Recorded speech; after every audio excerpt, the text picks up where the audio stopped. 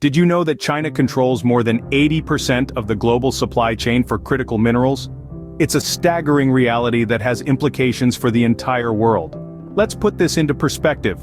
The U.S. Geological Survey has identified 50 critical minerals, including 17 rare earth elements that are crucial for our digital economy. These are not just some obscure minerals tucked away deep in the earth. These are the building blocks of advanced technology, the bedrock of our future. They're used in everything from smartphones to electric vehicles, from renewable energy technologies to advanced weapon systems. Now, imagine one country having a dominant hand in processing and manufacturing these minerals. That's exactly the case with China. Their long-term strategy and competitive advantages have enabled them to secure a dominant position in the production and refining of these critical minerals. But it's not just about dominance, it's about control. And with control comes vulnerability. The supply chain for these critical minerals is sensitive to geopolitical shocks.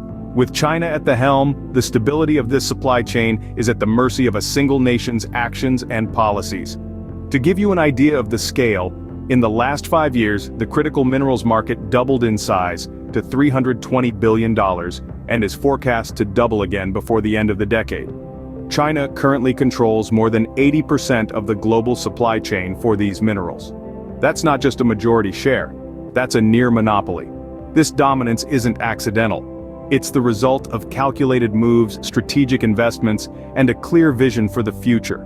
China has even been known to flood the global market with lower-priced rare earths to undermine potential rivals, further cementing their position as the go-to source for these critical resources. So, where does that leave us? It's clear that China holds a dominant position in the production and refining of critical minerals. But what does this mean for the rest of the world? As we move towards a future increasingly reliant on these resources, it's a question we can't afford to ignore. China's dominance in critical minerals isn't just about business, it's a tool of geopolitical leverage over other nations. China accounts for 85 to 90% of global rare earth element mine to metal refining, and refines 68% of the world's cobalt, 65% of nickel, and 60% of lithium of the grade needed for electric vehicle batteries. 75% of all batteries and a majority of electric vehicles are made in China. It's a high-stakes chess game, with the board being the global market and the pieces being these essential minerals. To understand this geopolitical leverage, consider how China has strategically deployed its control over these minerals. One key example occurred in 2010. Beijing embargoed rare earth exports to Tokyo as a result of the ownership dispute over the Senkaku Islands with Japan. This was by no means an accident, but a calculated move to undermine potential rivals. By offering these minerals at a lower cost, China has effectively cornered the market, making it extremely difficult for other nations to compete. But it's not just about controlling the market. This dominance carries with it a significant influence that China can and does leverage to its advantage. At the same time, we are seeing trends toward greater protectionism and resource nationalism around the world. Zimbabwe has banned the export of unprocessed lithium to incentivize local processing. Indonesia, home to 21% of the world's nickel reserves and 37% of nickel mine production, has progressively restricted nickel ore exports. The Philippines, the world's second biggest nickel supplier, 12%, may soon tax nickel exports to encourage domestic industry. And Chile's President Gabriel Boric has made moves to nationalize his country's lithium industry, which accounts for 26% of the world's reserves. This means that any disruption in this supply chain, whether due to geopolitical shocks or trade disputes, can have significant ramifications on a global scale.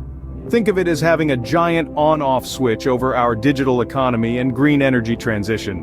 With a simple flick, China can disrupt the supply of these minerals, leaving countries scrambling to keep their industries afloat. This influence is not just theoretical. In the past, during disputes with other nations, China has shown its willingness to use this leverage by restricting the export of these critical minerals. The concentration of this much power in the hands of one nation has, understandably, raised alarm bells.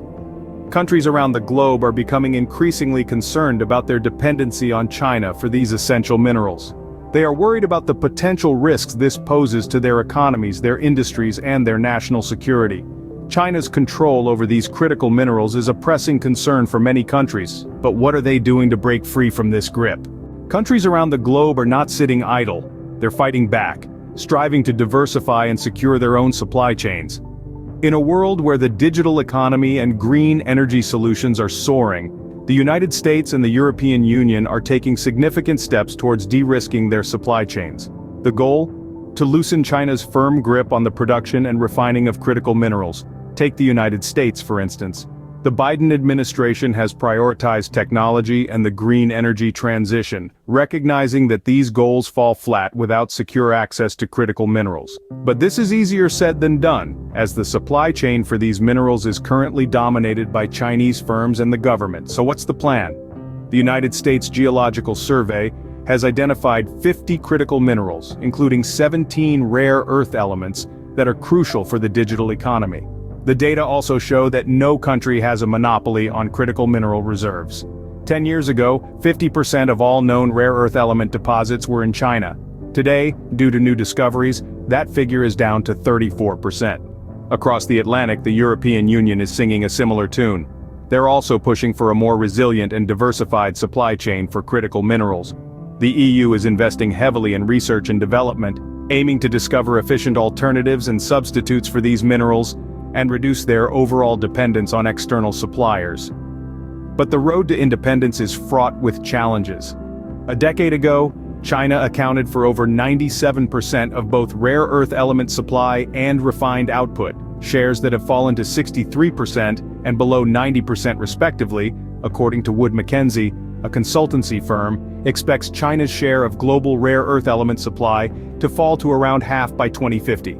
In the United States alone, mine production increased from 6% of global output in 2013 to 14% in 2022. Australia, Vietnam, and Japan increased their shares significantly as well. The battle for control over critical minerals is a complex and ongoing one. It's a story of power, strategy, and resilience. Keeping abreast of this global power play is crucial. As we navigate the complexities of our world, it's essential that we stay informed.